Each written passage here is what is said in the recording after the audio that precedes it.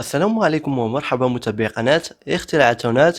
سعداء دائما التواصل معكم وبالنشر الكثير من الفيديوهات.